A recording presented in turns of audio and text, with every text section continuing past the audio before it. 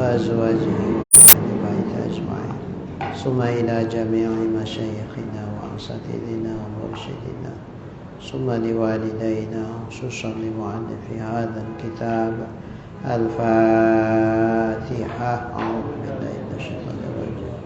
بسم الله الرحمن الرحيم. الحمد لله رب العالمين الرحمن الرحيم مالك يوم الدين إياك نعبد وإياك نستعين اهدنا الصراط المستقيم صراط الذين أنعمت عليهم غير المغضوب عليهم ولا الضالين آمين.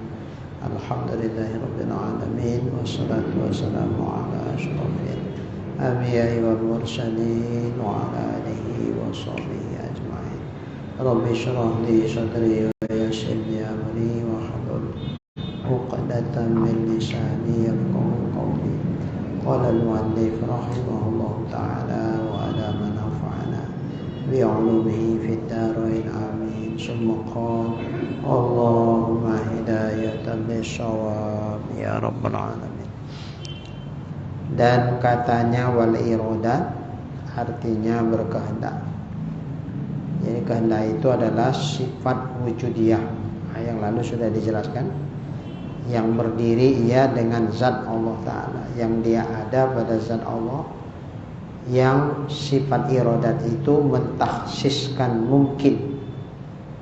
Arti takhsis di situ menentukan, mengkhususkan yang mungkin dengan setengah barang yang harus atasnya. Umpama malam ini hujan, mungkin. Tidak hujan, mungkin juga. Ditentukan Allah, ditakhsis Allah dengan iradatnya, satu dari dua kemungkinan. Umpamanya tak hujan, ya berarti tak hujan. Oh hujan, oke hujan. Jam berapa? Bisa jam 11, bisa jam 12, bisa jam 1, jam 2, begitulah seterusnya. Dari sekian banyak mungkin itu ditakhsis Allah, ditentukan Tuhan satu. Dari jam 12 sampai jam 3 hujannya. Berarti terjadilah hujan sebagaimana yang ditentukan Allah. Maka menentukan itu iradat Allah. Tapi menjadikan yang ditentukan itu qudrat. Mengetahui itu ilmu. Melihat hujan itu terjadi, itu basor. Gitu. Sesuai dengan ta'aluk masing-masing.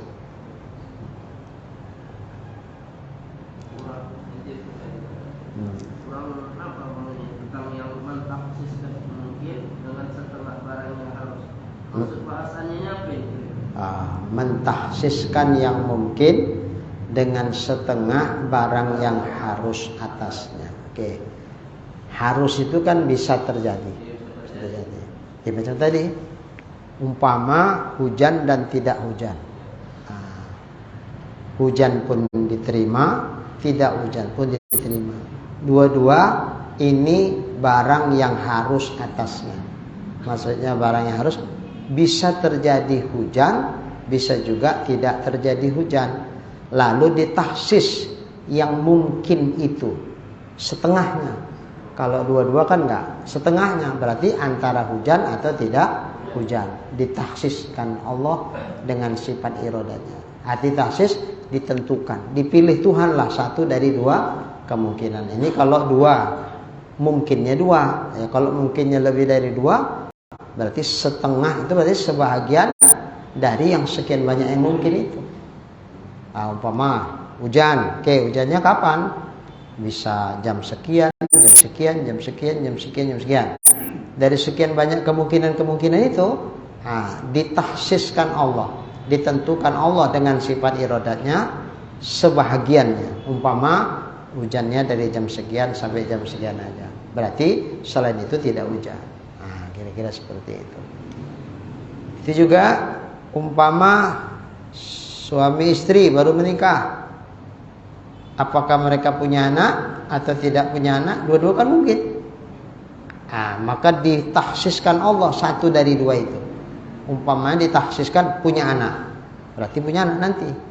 Cuman kapan punya anaknya? Bisa setelah setahun, bisa 2 tahun baru punya anak, bisa 3 tahun, bisa 4 tahun, dan seterusnya. Dari kemungkinan bisa punya anak itu sebahagian yang harus atasnya. Berarti maksudnya dari kemungkinan tahun sekian, 2 tahun, 3 tahun, 4 tahun itu kan mungkin semua. Dari mungkin itu ditentukan Allah. Oh, setelah 4 tahun dia baru punya anak. Misalnya begitu. Itulah makna mentahsiskan yang mungkin dengan sebahagian yang harus atasnya.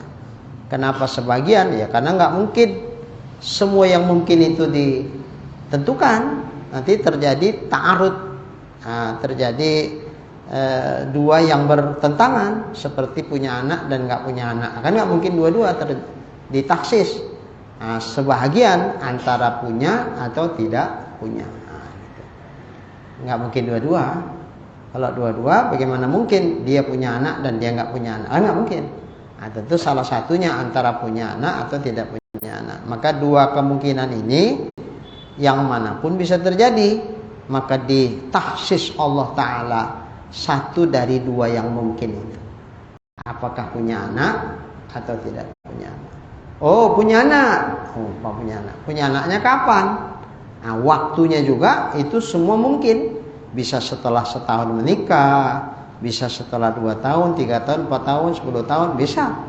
Dari segala mungkin waktunya kapan itu, ditentukan Allah, ditahsis Allah, dikhususkan Allah, ditentukan Allah, dipilih Allah, gitu lah. Dengan iradatnya sebahagian, umpamanya setelah 4 tahun menikah, kira-kira begitu. Maka sebelum itu mau berubat kayak manapun tak akan punya anak tuh,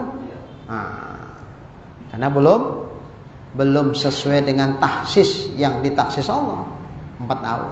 Cuman karena kita nggak tahu, yang ditahsis Allah pada azali itu kita nggak tahu, ya kita disuruh berusaha, ya berusaha lah. Insyaallah sebelum punya anak yang 4 tahun itu, karena kita mengusahakan sesuatu, maka usaha kita itu kalau kita kaitkan menjalankan perintah Allah, ya insyaallah usaha kita itu sudah dipahalai. Tapi niatnya menjalankan perintah. Walaupun itu tidak berhasil karena belum sesuai dengan tahsis iradat Allah pada azali. Cuman itu kan rahasia. Yang sudah ditahsis Allah pada azali itu rahasia. Kita nggak ada yang tahu. Karena itu rahasia, nggak ada yang tahu. Makanya kita tetap dalam beraktivitas, dalam berbuat, dasar kita bukan apa yang telah ditahsis Allah pada azali, tapi dasar kita apa yang diperintahkan Allah di situasi dan kondisiku saat ini. Maka syariat, jalur syariat itu aja yang kita bikin.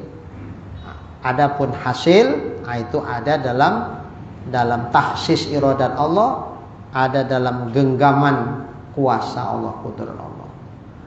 Apa yang ada dalam ilmunya Allah. Makanya ilmu, iradat, kudrat, ini 3 hal yang tak ada terpisahkan.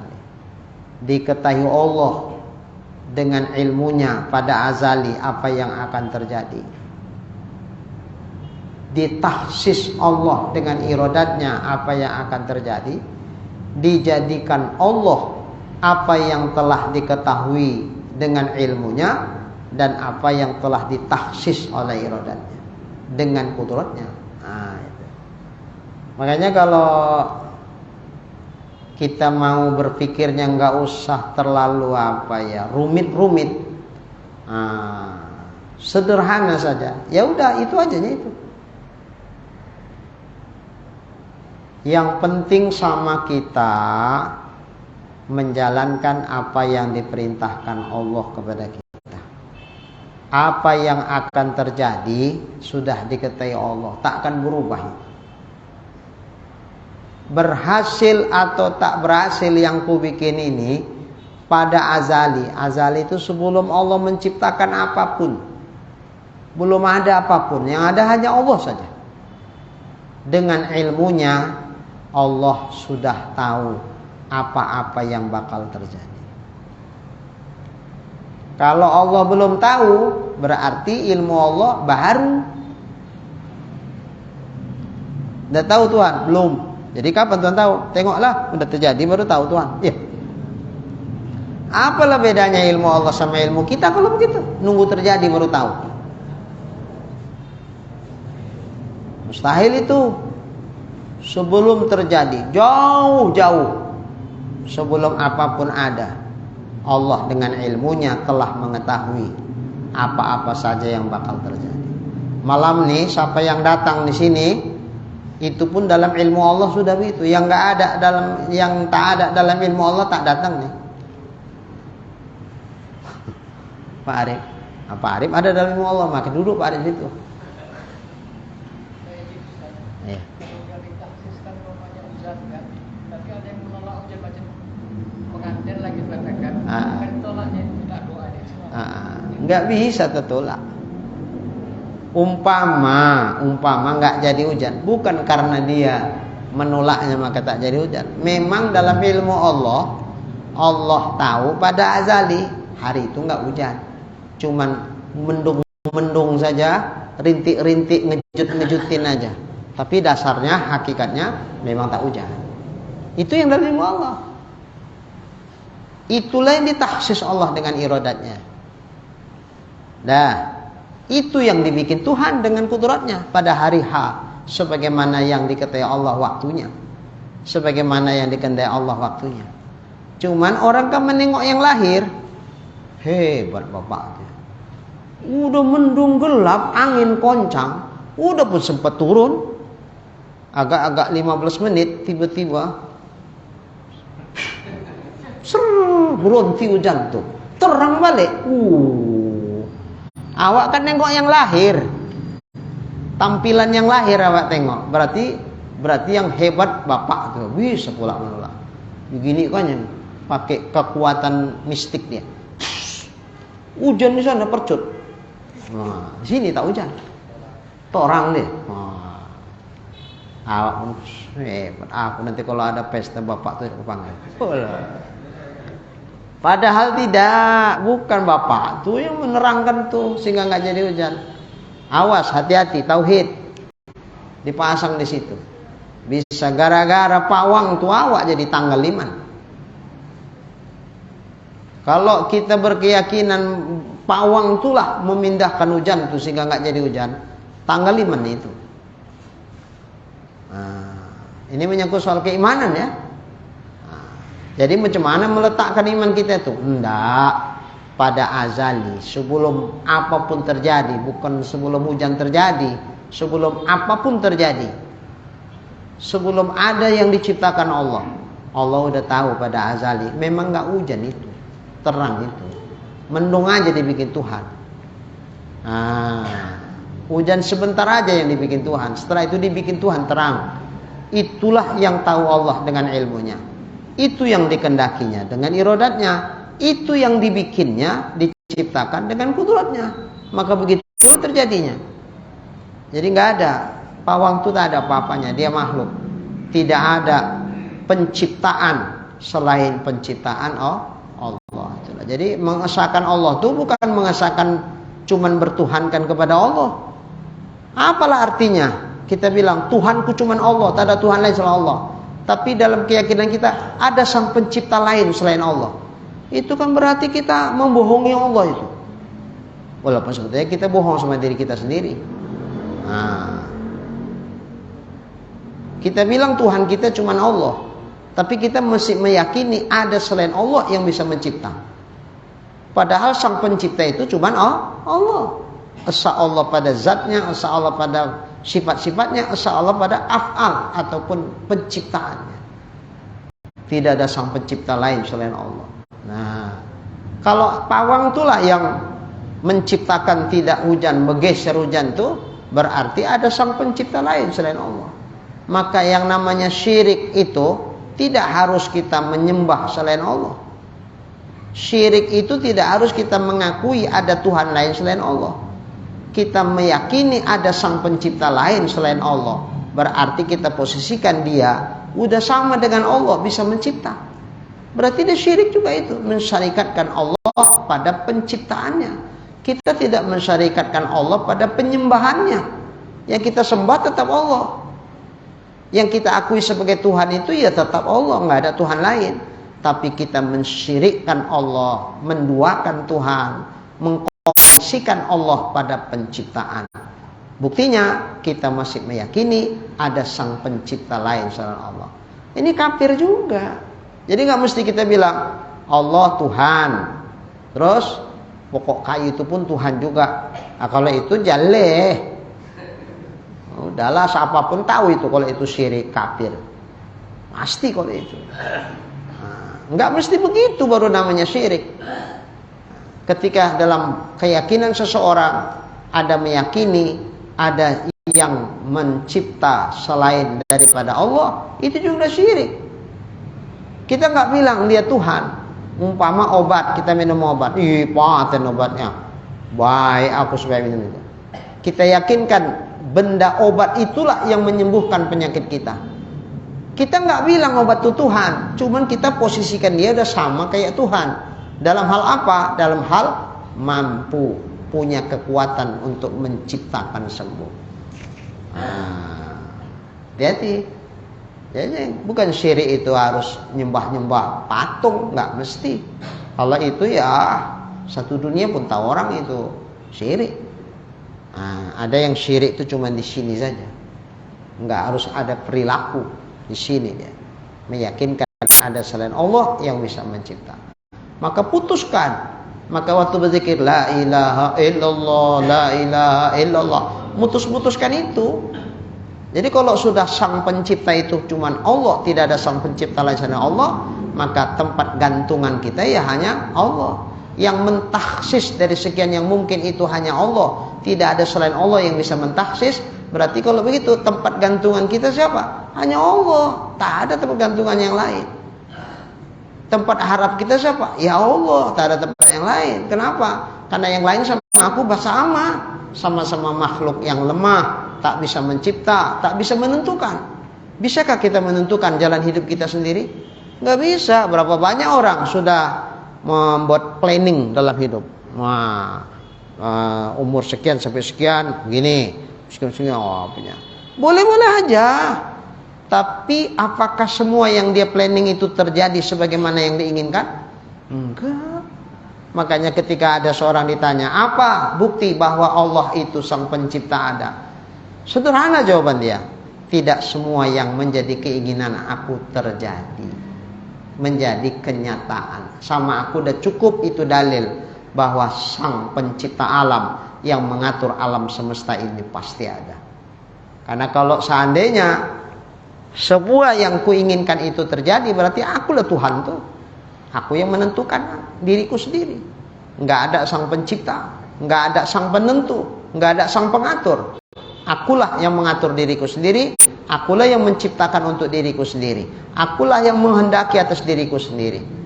Yang lain tidak punya kekuatan apapun. Akulah kekuatan itu. Wah, kalau itu udah sama dia kayak Tuhan kan?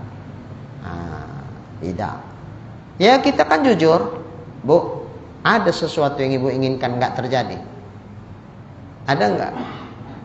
Bau banyak, bukan ada ya. Banyak. Ada. Jadi kalau sedemikianlah halnya, tak kita pandanglah lagi diri kita. Enggak. Allah. Betul. Selain Allah pun tak kita pandang. Maksud tak dipandang itu bukan tak nampak. Ada pula segini besar tak nampak. Pengertian tak dipandang, tak nampak pula lagi diriku, bukan tak nampak. Butalah kau ketawa. Bukan, maksudnya tidak di situ hati awak menggantungkan. Tidak ke situ. Walaupun ketika misalnya dalam Al-Quran waqala rabbukum ud'uni astajib lakum. Ketika kita berdoa itu melepaskan yang ditaksis Allah Ta'ala. Iya. Kita bisa berdoa itu pun memang ada dalam ilmu Allah. Memang itulah yang dikehendaki Tuhan sehingga kita bisa berdoa. Berapa banyak orang berdoa aja pun tak sanggup dia. Jadi kita bisa berdoa itu pun itu bahagian dari taksis Allah. Hasil doa kita itu pun taksis iradat Allah. Jangan Pak Ijal, wah doaku ya. Wah. Lah, berarti awak yang hebat bukan Tuhan yang hebat. Aku makanya gini hari aku udah takut kali aku. Berdoa itu takut kali. Jangankan berdoa, apa terdetak di hatiku pun udah takut aku sekarang. Kenapa? Pernah. Karena asal udah terdetak di hatiku jadi terus langsung. Begitu. Maka aku sekarang takut aku detak-detak dalam hati ini. Aku jaga hatiku, jangan sampai detak apalagi yang jelek. Pernah aku naik kereta, diselip anak muda, kejut aku. Spontan di hatiku, agak kali lah kau jatuh bro, jatuh seketika itu juga. Hati-hati. Siapa yang hebat nih? Awak yang hebat. Padahal jatuh dia bukan karena terdetak dalam hati awak, memang taksis ilmu Allah, taksis iradat Allah tuh nak jatuh dia. Memang dalam ilmu Allah tahu pada azali memang jatuh dia di depan awak, bukan karena awak bilang, jatuh kok, jatuh bukan. Maka mukjizatnya Rasul-Rasul Allah, karomahnya para aulia Allah itu pun bagian daripada tahsis iradat dan ingkisab ilmu Allah. Jadi bukan hebat Rasul itu, bukan. Allah yang membuat begitu supaya Allah membenarkan apa yang diakukan sama Rasul, bahwa dirinya benar adalah Rasul. Hati-hati. Jadi kadang-kadang dibikin Tuhan doa awak makbul, sering-sering makbul. Hati-hati. Jangan sampai ujub, jangan sampai takabur. Apalagi orang pun sudah banyak bilang, kalau doa Pak Ijal, subhanallah. Asal diminta lalu jadi. Awak bebui minta, tak juga kasih. Kalau Pak Ijal yang berdoa, subhanallah. Kata awak pun, memang iyalah. Dalam hati. Memang iyalah. Jangan kita akukan itu. Tidak. Bukan karena doa kita itu yang hebat. Memang begitulah ilmu Tuhan mengetahuinya. Memang begitulah taksis iradat Allah. Memang begitulah kuasa Tuhan membuat apa yang dikehendaki dan yang diketahuinya. Bis. Baik anak Pak Arif pun gitu juga. Hati-hati Pak Arif, jangan kepleset. Anaknya baik, tanggal lawa iman. Kemana Pak Arif berobat? Itu bapak tu bilang, paten kali. Sebaik ditangani dia langsung seketika itu juga perubahan tu semua 3 hari selesai. Ke dokter aku setengah bulan diopnami, tak ada perubahan apa-apa. Hati-hati nyeritakannya. Kalau yang kita maksud sekedar adat saja nggak apa-apa. Wah, bapak tuh memang itu adatnya. Kalau udah ditangani sama dia penyakit tuh, ya insya Allah lah. Adatnya dibikin Tuhan, kan gitu kan? Adatnya dibikin Tuhan. Kalau udah ditangani bapak tuh, insya Allah lah. Biasanya baik. Kalau maksud kita hukum adat tuh nggak apa-apa. Tapi kalau yang kita maksud hakikatnya, dialah, hati-hati. Tanggal 5.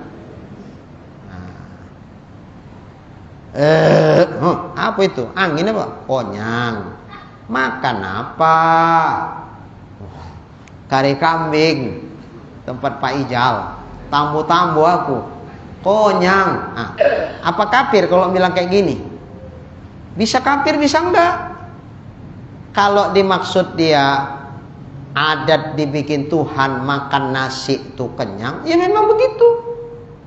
Kan dibikin Tuhan adat, sunatullah tuh makan nasi kenyang.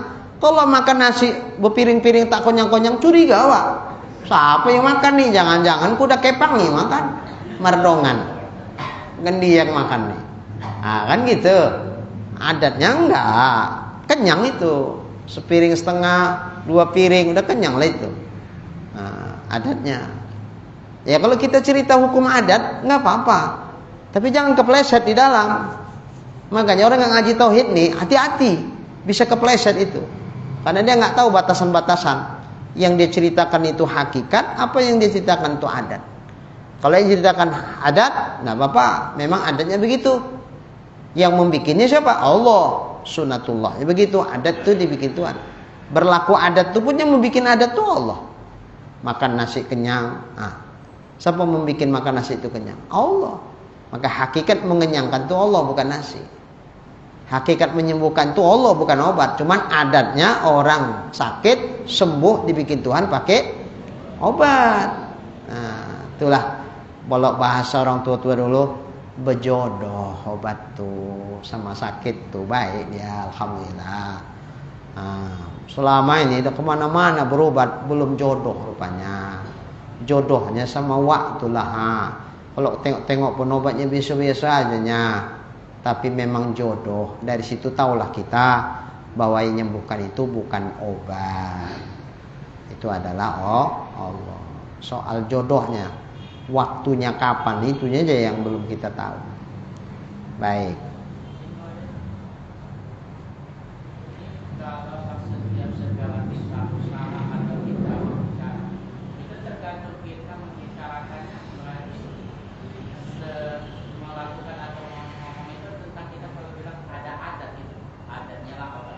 Iya. Enggak di dalam. Enggak mesti diucapkan dalamnya. Dalam itu, kenyang kali aku 2 piring habis. Mesti kita bilang adatnya begitu Tuhan. Enggak mesti. Tapi dalam hati kita, ya itu maksudnya. Nah, jangan dalam hati kita nasi itulah bikin aku kenyang, bukan Tuhan. Kalau itu kafir. Jadi menentukan apakah yang kita cakapin ada atau enggak, etikot kita lah. Enggak mesti harus dibilang. Cuman perlu dibilang supaya orang pun mengikut macam mana yang kita bikin, yang kita cakapkan, supaya dia pun enggak kepleset juga imannya. Begitu. Baik. Yakni atas mungkin itu artinya setengah barang yang harus atasnya. Atasnya itu atas apa? Atas yang mungkin itu.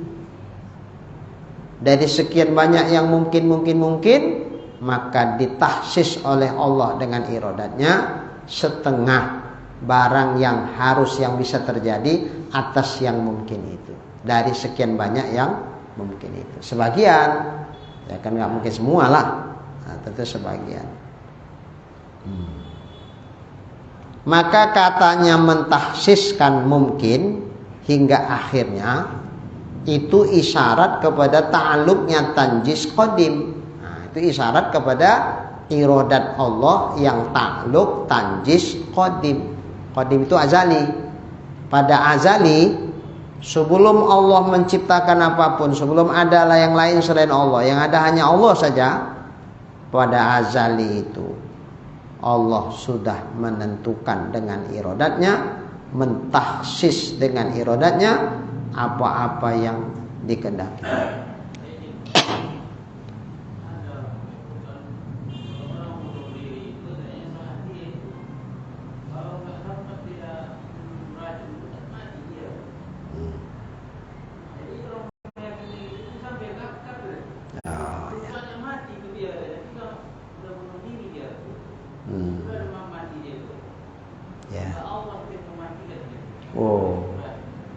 Dia sendiri yang matikan dirinya gitu, karena dia bunuh diri. Ya. Berarti kalau katanya bukan Allah, dia sendiri, berarti yang terjadi itu tidak sesuai dengan ilmunya Allah, tidak sesuai dengan tahsis iradat Allah. Allah itu menghendaki dia mati 10 tahun lagi. Yang diketahui Allah pun memang dia matinya 10 tahun lagi. Cuman karena dia bunuh diri, akhirnya ya mati waktu itulah. Itu artinya apa? Allah tidak kuasa untuk membuat dia tetap hidup 10 tahun lagi sesuai dengan apa yang diketahuinya dengan ilmunya, sesuai dengan apa yang ditaksisnya dengan iradatnya. Nah, kalau sampai dia meyakinkan, berarti Allah lemah, tak sanggup menjadikan yang ditaksis dengan iradatnya, tak sanggup menjadikan sesuai dengan apa yang diketahui dengan ilmunya. Ini lemah Allah untuk mempertahankan dia hidup. Berarti dia lebih berkuasa dari Tuhan membuat dia mati. Nah, kalau itu pula bisa lah tanggal 5-nya itu. Nah, kalau mengakibatkan seperti ini, cakap dia itu, ya.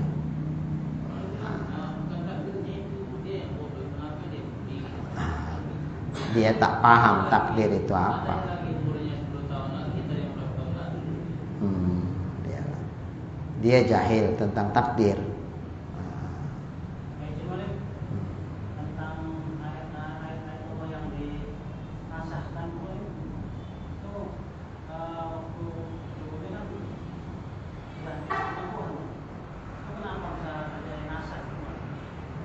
Ya, tapi dijawab Tuhan di ayat itu. Allah kuasa untuk mendatangkan seumpamanya atau bahkan lebih baik darinya. Sah-sah saja. Dalam ilmu Allah, ya mula-mula memang Allah membuat hukum ini begini. Kemudian dalam ilmu Allah juga Allah mengetahui ini dirubahnya. Itu pun ada dalam taksis iradatnya, maka dia berubah hukum itu. Nggak ada masalah. Hukum punya Allah, mau dirubahnya sah-sah saja. Kita yang nggak boleh ngerubah hukum Allah. Nah, yang halal kata Tuhan jangan kita haramkan, yang haram kata Allah jangan kita halalkan. Nah, kita nggak boleh. Tapi kalau Allah boleh-boleh aja. Kalaupun itu berubah terkait sama masalah tauhid kan itu, ya memang dalam ilmu Allah itu berubah dibikin Tuhan. Ya memang dalam iradat Allah menghendaki itu berubah. Nah, kalau dikaitkan ke tauhid, kalau dikaitkan kepada kenapa dirubah Tuhan, ya terserah Tuhan, orang Tuhan yang punya hukum. Sah-sah saja kan. Yang nggak boleh kita merubah-rubah hukum karena bukan punya kita hukum tuh. Udah. Apalagi yang ganteng. Baik.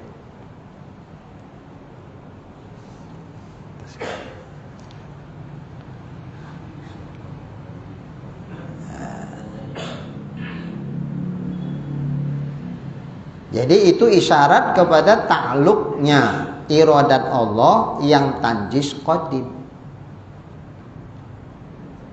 Berarti pada azali Allah telah menentukan si Polan lahir dari emak dan ayahnya si Polan dan si Polana. Enggak meleset itu. Makanya kalau kita nggak percaya dengan takdir Allah Ta'ala, baik, bisa kita milih siapa ayah emak kita. Bu, bisa. Kalau boleh lah milih, jadi anak presiden lah. Enak. Kira-kira gitu. Nah, jadi anak ulama besar lah, supaya pun jadi orang alim. Wah, nggak payah-payah, wah, dapat berkah ayah wah, kan itu. Nah, kalau ayah wah, ulama besar, punya pondok pesantren, awak kan nggak kemana-mana. Lahir dari kecil udah lingkungan pondok aja, nggak jualan sate lagi. Udah pondok aja. Udah lingkungannya pondok aja. Nah. Tapi nggak bisa kita milih siapa mak siapa ayah awak, nggak bisa milih.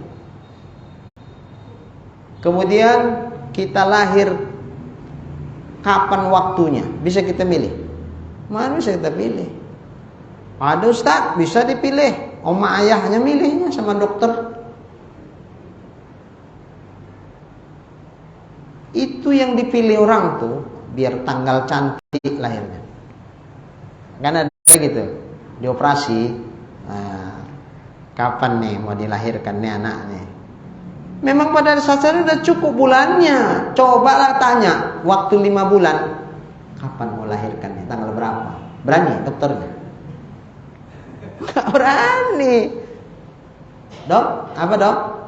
Ya ini pas betulan tahun baru ini. Tapi bayinya masih 5 bulan. Ditanyai, mau dilahirkan bulan tahun ini, tahun baru ini. Dok, baru 5 bulan dok. Ya kan kalau mau. Gila ya dokter. Karena udah cukup bulannya, tinggal nunggu harinya ya, maka dokter itu menawarkan. Tanggal sekian aja dok, tanggal cantik. Tempo hari kan berapa?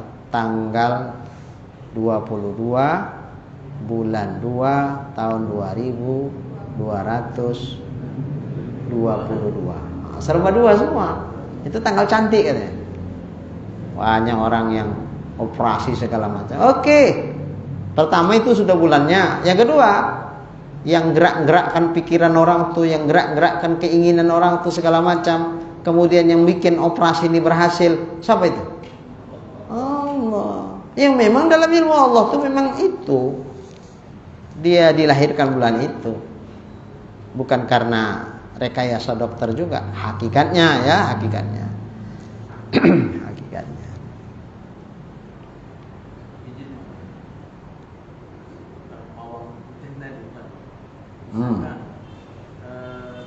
Untuk menjalankan perintah, istilahnya panggil lama atau soleh melakukannya. Kita kadang keyakinan memang itu kita kan dengan menjalankan perintah ya. Kalau memang menjalankan perintah, tentu yang dijalankan sesuai dengan aturan. Siapa itu yang kita minta tolong doa tuh? Orang soleh, orang alim. Ya udah nggak apa-apa. Siapa yang dimintain tolong tuh untuk berdoa, menjalankan perintah tuh? Itu loh waktu apa? Bang hujan tuh sembahyang pun tidak, jangankan sembahyang, mandi pun dia enggak. Ada ilmu syaratnya enggak boleh mandi. Kalau mandi hilang ilmunya. Cuman herannya wangi aja pula badannya. Itulah. Entah siapalah mardongannya yang bikin wangi itu mungkin kan. Nah, kalau itu kan sudah enggak cocok. Tak sesuai dengan syariat. Jadi kalau betul dia menjalankan perintah, jangan usahanya itu lari daripada syariat. Sama kayak beginilah. Aku kalau perkara rezeki udah putus nih di sini. Tak goyang-goyang aku. Udah diatur Allah Ta'ala. Udah ada dalam ilmu Allah pada azali. Sudah tahsis iradat Allah, tanjis qadim pada azali. Oh, mantap Bapak. Dan Allah kuasa membuat macam mana yang dikehendakinya, macam mana yang ada dalam ilmunya. Maka aku tak ada. Sikit pun tak bergeser dah hatiku. Oh mantap. Aku masih geser-geser sikit. Dia duduk betul. Jadi kalau begitu kenapa Bapak berusaha? Ya menjalankan perintah. Tak boleh hakikat tuh di sini letaknya. Kalau syariat tuh di perilaku amal lahir kita. Oh gitu. Jadi Bapak nggak berusaha kalau berusaha aku. Kerangka Bapak berusaha untuk apa? Menjalankan perintah. Kan disuruh Tuhan awak menjalankan perintah. Oh. Apa rupanya usaha Bapak? Jualan togel. Jualan narkoba. Itu bukan jalankan perintah, Pak. Itu jalankan larangan namanya. Itu salah usahanya. Etikotnya udah putus, tapi usahanya salah. Menjalankan perintah itu. Nah, jadi kalau betul dia menjalankan perintah, tidak mau dia mengotori, karena ini ibadah. Perkara hasil itu Allah sudah. Ini cuma menjalankan perintah saja sebagai usaha. Disuruh Tuhan bekerja. Kalau memang betul bekerja itu menjalankan perintah, bagian dari ibadahnya kepada Allah Ta'ala, dia nggak mau kotori itu usahanya dengan hal-hal yang haram. Umpama kalau dia berdagang jujur, tidak mau dia menukang-nukangi timbangan, nggak mau dia. Itu betul-betul menjalankan perintah. Kalau enggak, ya masih bohong meninggalkan perintah. Jadi syariatnya tak sesuai sebagaimana yang diperintahkan, itu enggak betul. Pengakuan yang salah itu. Nauzubillahi min dzalik. Baik, kita teruskan.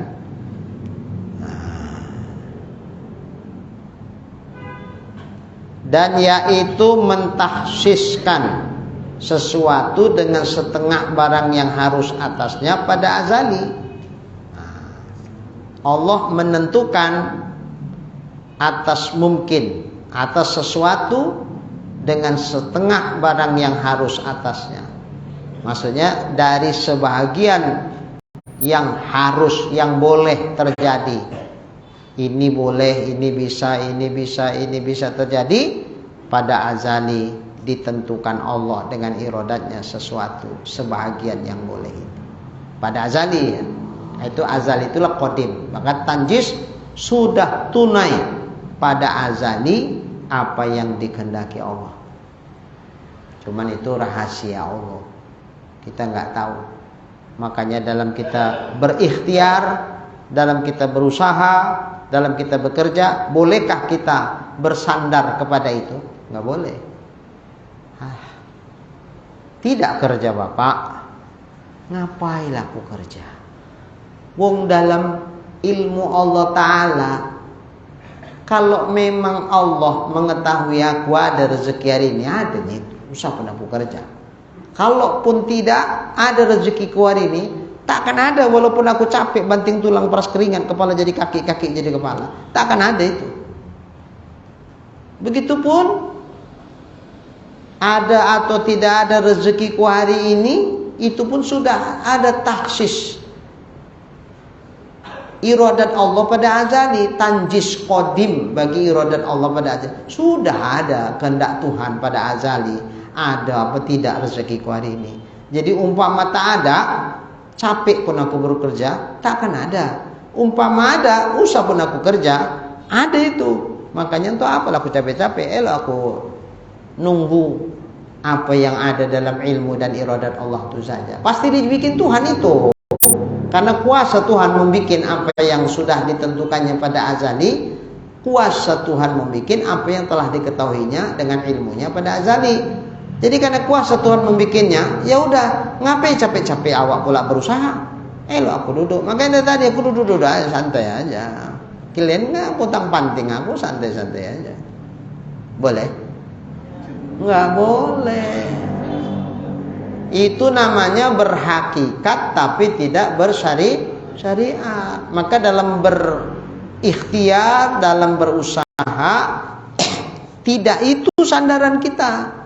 Kenapa enggak itu sandaran kita? Karena kita enggak tahu yang dalam ilmu Allah itu yang mana yang terjadi sama kita. Kita enggak tahu yang dikehendaki Allah dengan iradatnya pada azali itu atas diri kita yang mana, kita enggak tahu. Maka oleh karena itu enggak itu sandaran kita. Sandaran kita apa? Dalam hal berikhtiar, sandaran kita apa perintah Tuhan kepada Qul, katakanlah ya Muhammad, kullu ya'malu ala syakilatih. Setiap kamu hendaklah bekerja menurut skillnya masing-masing. Ya udahlah kerja. Skill awak apa? Skill kita bertani, pergi ke sawah. Skill kita bekerja, umpamanya berdagang. Skill kita mengajar. Apalah hasil dari usaha kita tuh, jangan kita bergantung hasilnya ya, jangan bergantung kepada usaha. Kemana kita gantungkan hasil tuh? Apa yang ada dalam ilmu Allah, apa yang ada dalam iradat Allah yang sudah tunai pada azali, tanjis qadim iradat Allah pada azali itu. Itu berhasil di sana, berhasil ini. Kalau yang di sana mengatakan tak berhasil. Dah. Oleh karena itu berhasil apa tidak, aku serahkan, aku tawakalkan kepada Allah Subhanahu wa taala. Jadi nggak boleh tawakal tak ada usaha. Jadi dibikin usahanya maksimal. Kenapa? Karena usaha itu sendiri bagian dari ibadah, menjalankan perintah. Masa ibadahnya setengah hati? Macam mana serius kita sembahyang tuh? Allahu Akbar. Begitulah kita seriusnya dalam berusaha, karena usaha sama kita ibadah. Jadi kalau ditanya orang, mana Pak? Jangan lagi bilang cari duit, cari rezeki. Tidak cari rezeki lagi kita. Kalau udah makom kita udah sampai di sini, kita bekerja itu bukan lagi cari rezeki. Kok nyari rezeki? Memang Bapak tahu di mana rezeki itu diletakkan Allah? Nggak tahu kita. Maka ada seorang syekh ditanya sama muridnya, Syekh, apakah saya harus bekerja untuk mencari rezeki itu ya Syekh? Apa kau tahu di mana diletakkan Allah rezekimu sehingga kau usahakan dia untuk kau cari-cari? Woi, salah berarti. Lalu Syekh, kalau begitu aku cukup berdoa aja lah sama Allah, berserah diri dengan doa itu. Lalu kata Syekh itu, apa kau pikir Tuhan kau pelupa sehingga perlu kau ingatkan dengan doa kau tuh? Salah lagi. Kalau gitu, apa yang harus saya lakukan Syekh? Yang harus kau lakukan, kerja kau elok-elok menjalankan perintah Allah. Setelah itu kemudian berdoa kau elok-elok sebagai bukti bahwa kau lemah, tak berkuasa untuk menciptakan apa yang kau mau. Kemudian baru kau serahkan kepada Tuhan apa yang akan terjadi. Ya kan kayak tadi juga Syekh, beda. Tadi ketika kau bilang, apakah saya harus bekerja untuk mencari rezeki? Berarti kau bekerja, niat kau salah, cari rezeki. Padahal yang ngasih rezeki bukan usahamu, tapi Allah Ta'ala. Di situ yang kau perlu benahi. Lalu kan saya nyuruh doa juga. Tadi aku bilang, apakah kau berdoa? Tuhan saya bilang, apa kau pikir Tuhan kau pelupa sehingga perlu kau ingatkan dengan doamu? Maksudnya kalau kau berdoa, jangan kau pikir doa kau itu yang membuat berhasil datang rezeki itu. Tidak, doa itu pun semata-mata karena menjalankan perintah. Disuruh Tuhan kau berdoa, menunjukkan kau lemah. Habis itu baru serahkan kepada Allah. Itu yang pas. Jadi ada orang bekerja juga sungguh-sungguh serius, tapi meletakkan kerja itu dia niatnya salah. Jadi kalau sudah ke makom ini kita sudah posisinya, kerja tuh sama kita nggak ada beda sama sembahyang. Kerja tuh nggak ada beda sama berzikir. Kerja tuh nggak ada bedanya sama ibadah-ibadah lainnya, sama. Wong menjalankan perintah Allah Ta'ala pun itu bagian dari ibadah. Menjalankan perintah, sholat, ibadah. Bekerja, ya apa bedanya bekerja sama sholat? Kan toh sama-sama perintah. Jadi kita nggak cerita hasil. Hasil itu ada dalam kuasa Allah. Kita cerita usaha. Seorang hamba tidak memikirkan hasil. Dia memikirkan bagaimana supaya aku bisa menjalankan perintah Allah sebaik-baiknya. Hasil aku percaya sama Tuhan. Udah tunai itu semua. Maka kita harus berhusnuzon sama Allah.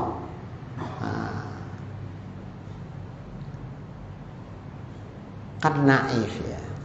Seorang anak disuruh ayahnya kerja. Dah, kau bikin ini. Ayah itu di sana ada usaha ayah. Kau kerjalah ke sana, jualan kue lewat sana. Belum kerja udah mikir gaji. Kira-kira diberi berapa kau sama ayahku ya? Naif kan? Naif lah. Gak usah cerita gaji dulu. Wong umpama pun kita nggak ada duit, ayah kita pun ngasih kita duit tuh. Masa cerita kira-kiraan awak sama ayah awak? Udah. Yang penting macam mana usaha ayahku bisa ku kembangkan dengan bagus seelok-eloknya. Dah. Cerita apa yang dikasih ayahku, pasti yang terbaik yang dikasihnya. Aku anaknya kok. Gitu juga sama Tuhan. Aku hambanya kok. Jangan cerita-cerita hasil sama Tuhan. Yang penting apa yang diperintahkannya, jalankan dengan sebaik-baiknya. Niatnya apa? Menjalankan perintah Allah. Bis, Allah senang kalau kita menjalankan perintahnya dengan baik. Suka Tuhan. Suka Allah, itulah yang mau aku. Habis. Hasil, udah ada dalam ilmu Allah. ku gigih-gigihkan pun mbak supaya bertambah. Kalau dalam ilmu Allah nggak bertambah, tak akan bertambah. Ini sampai tak ngaji Pak Ijal. Mana nih Pak Arif nih sampai tak ngaji? Pagi, siang, sore, malam kerja. Nah, biar apa kerja? Supaya nambah. Sampai sembahyang pun tentu lagi, apapun tak tentu. Apakah yang macam begini namanya usaha menjalankan perintah? Mana? Itu usaha dia untuk supaya dapat duit banyak itu niatnya. Nah, padahal dapatnya berapa itu sudah ada dalam ilmu Allah. Saya selalu mengatakan begini, kita kan kadang-kadang mikir masuk duit, sementara Allah kuasa mengeluarkan duit. Kita memikirkan mengisi uncang, Allah kuasa membocorkan uncang itu. Umpamalah ditambahlah kerja bak dapat duit banyak nih. Ya tak ngaji lah, alah udahlah ngaji nomor sekian dulu lah. Nama lagi butuh, lah. Nanti, peri-peri aja lah kok. Cuman lah. Faktor tuntutan, keadaan. Aku mesti nambah ini kerja. Peri ngaji, peri, semuanya peri. Sembayang pun peri. Oke. Umpama bertambahlah memang. Biasa dapat 200.000, dapat dia 500.000. Begitu dapat 500.000, tiba-tiba macamlah dibikin Tuhan. Sebab yang ini yang harusnya tak keluar duit, tiba-tiba keluar duit. Yang tiba-tiba banyak koyak, bukan bocor. Kalau bocor bisa ditempel, koyak. Aima, koyak pula lah ini. Makanya ganti ban. Berapa Pak Arif ganti ban? Lumayan itu, bantu bles. 300-an nggak kemana ya?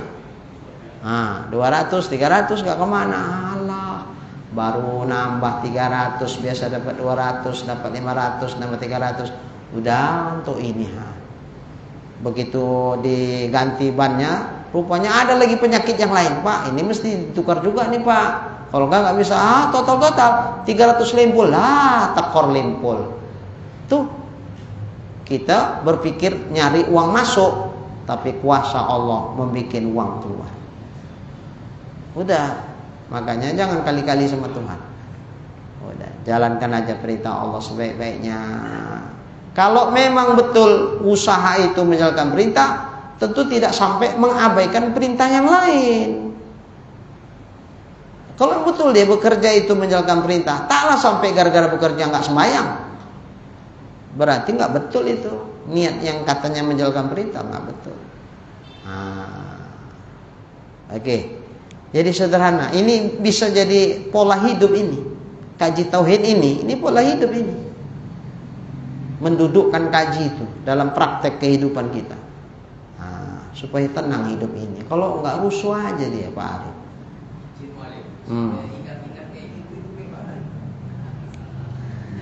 Oh supaya ingat aja. Oh iya, memang agak lama lah kajinya. Didudukkanlah dia. Baik. Cuma mana mendudukkannya? Sering-sering dibilang-bilang, sering-sering dia digetar-getarkan ke hati. Ya zikirlah. Mendudukkan itu. Dimakomkan dia. Dimakomkan. Arti dimakomkan, didudukkan di satu tempat. Jangan liar. Kalau nggak didudukkan liar, macam anak-anak itulah. Sini jalan aja, tangkap nih, sini kau duduk dekat ayah. Asal mau gerak, jewerkan dia, diam lagi dia. Mau gerak, picitkan pahanya, tak berani dia gerak. Didudukkan namanya. Jadi i'tiqad yang dalam hati tadi, jangan keluar-keluar, jangan lupa maksudnya kan. Kalau jazamnya sudah jazam. Cuman kadang masih lari-lari, sering lupa-lupa dia. Maka memakomkannya itu diletakkan dia. Ya kalimatnya la ilaha illallah, itu kalimat tauhid kan. Letakkan ke makom, tempat sumber keyakinan itu. Antamkan ke situ, terus sampai betul jadi rasa. Kita kan baru batas yakin. Aku yakin memang Allah, cuman kan pakai cuman masaan. Nah, memang iya Allahnya itu cuman, kan pakai cuman. Maunya kalau udah memang Allah jangan pakai cuman. Ya, duduk dia. Jadi macam mana itu? Nah, kalau belum sampai keyakinan tadi, belum sampai ke tingkat rasa, ya memang belum duduk. Tapi kalau sudah yang kita yakinkan itu sudah sampai ke makom rasa, baru dia duduk. Nah, jadi macam mana supaya Pak berasa yang diyakinkan? Ya dilatih-latih, latih terus. Nah, baiklah. Oh masih lemah. Oh, masih goyang-goyang. Kalau masih lemah berarti belum duduk itu. Masih gelisah dia. Jadi ala bizikrillah tatmainnul qulub. Ingatlah dengan berzikir kepada Allah akan menjadikan hati tenang. Kalau udah tenang udah duduk itu. Ya kalau masih goyang-goyang berarti belum tenang. Kalau belum tenang belum duduk namanya.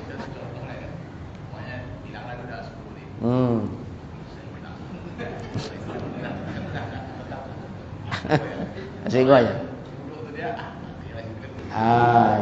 Ya itulah berarti belum duduk itu. Sebatas yakin dan tahu. Sebatas tahu dan yakin, tapi belum duduk keyakinan itu. Kalau udah duduk dia, ya udahlah, memang dalam ilmu Allah Ta'ala memang hilang ya duitku itu 10.000 tuh. Apalah kau ributkan, kata awak. Gitu. Memang hilang dalam ilmu Allah tuh. Memang itu taksis iradat Allah pada azali. Nggak ada satupun makhluk Allah yang sanggup menghempang kehendak Tuhan tuh. Apa kau recok-recok kali? Gitu. Jadi ada goyang dia sebentar, tapi begitu sampai balik ilmunya, duduk. Oh iya. Udah dikaji-kaji, dipulas-pulas, dilumat-lumat sudah.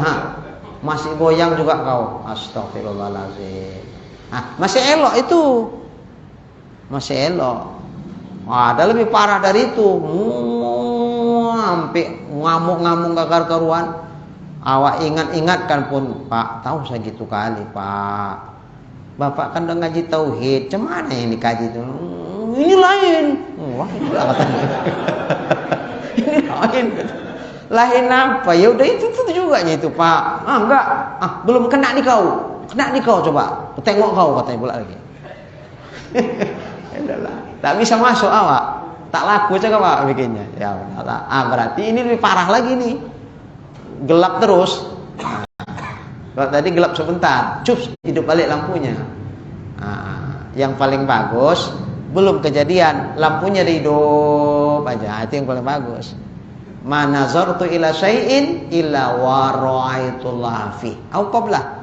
Tidak aku melihat kepada sesuatu kecuali aku lihat Allah ada di sesuatu itu. Bahkan sebelum sesuatu itu kulihat, Allah lebih dulu udah kulihat. Itu. Ini maunya jangan cerita-cerita aja kan gitu.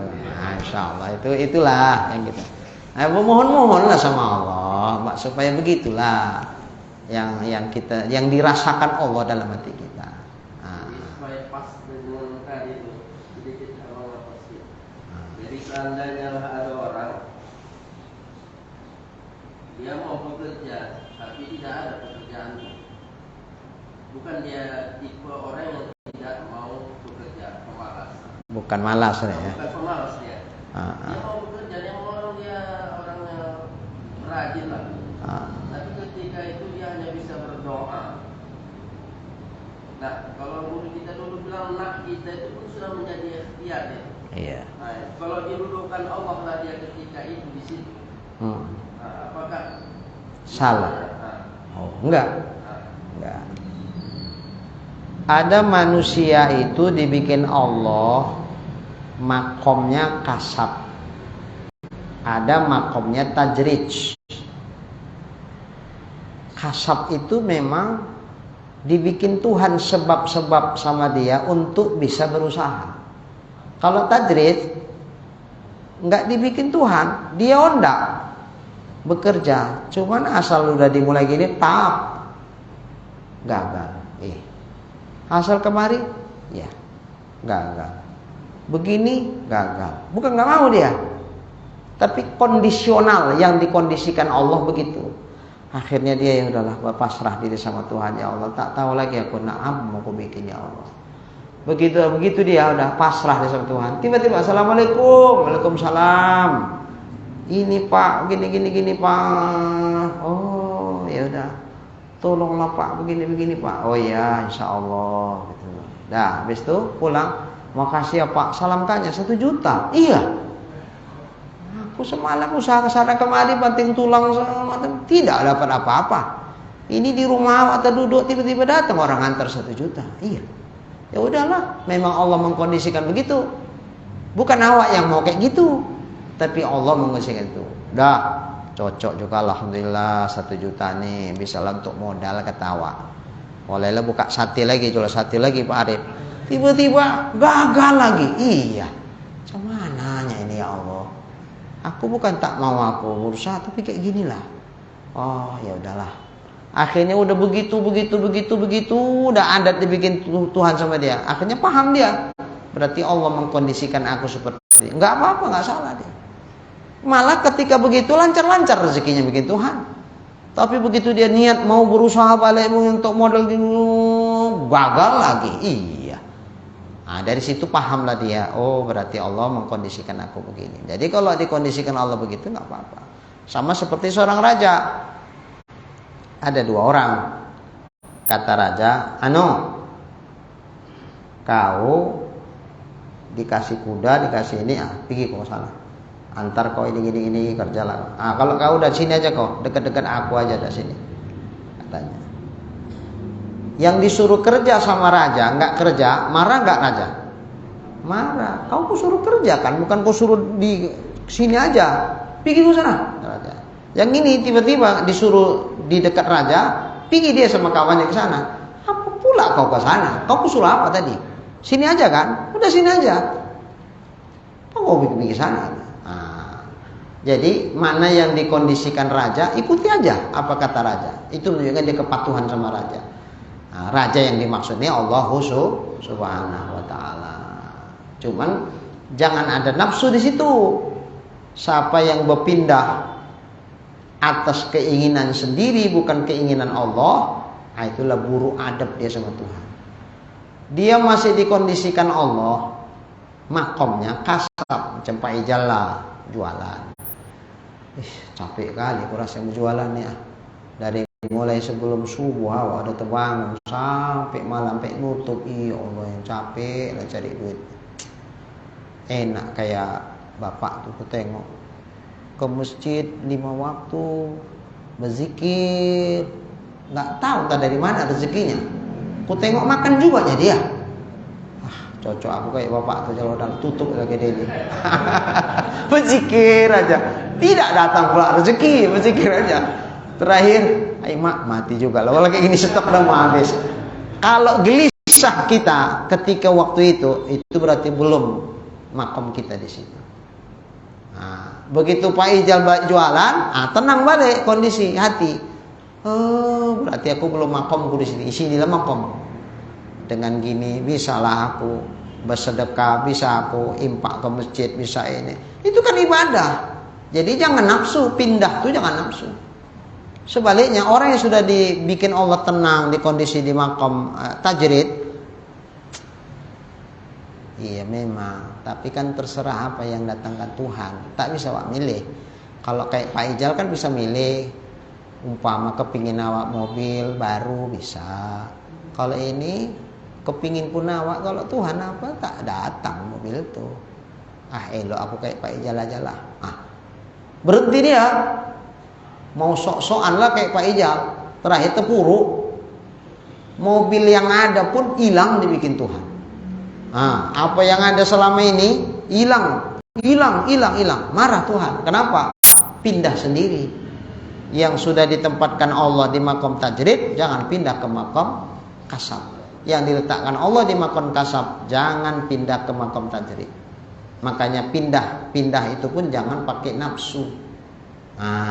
Jangan pakai nafsu. Biar Tuhan mengkondisikan kita di mana. Dari mana tahu Tuhan mengkondisikan ini? Itu dengan sendirinya paham kita. Jadi kalau di kitab hikam namanya itu ada syahwat yang tersembunyi. Iya, ada keinginan yang tersembunyi. Sok mau jadi wali. Sok jadi wali.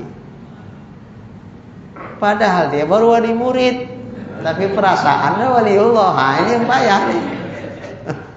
Nah, jangan. Kalau masih wali murid aja lah dulu. Jadi wali. Baiklah. Atau isyarat kepada ta'alluq tanjis hadis. Nah, itu nanti insyaallah akan datang ya.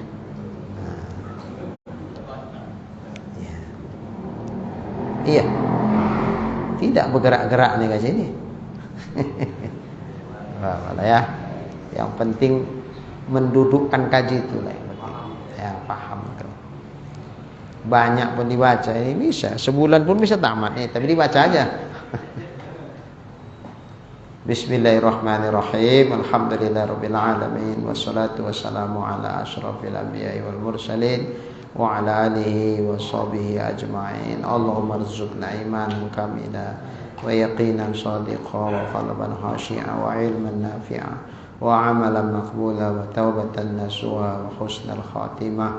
Allahumma rzuqna rizqan wasi'an halalan tayyiban mubarakan jamila wa ilal khairi qarribna wa 'anil syarri ab'idna wa qdi hawaijana fid din wad dunya wal akhirah innaka 'ala kulli syai'in qadir.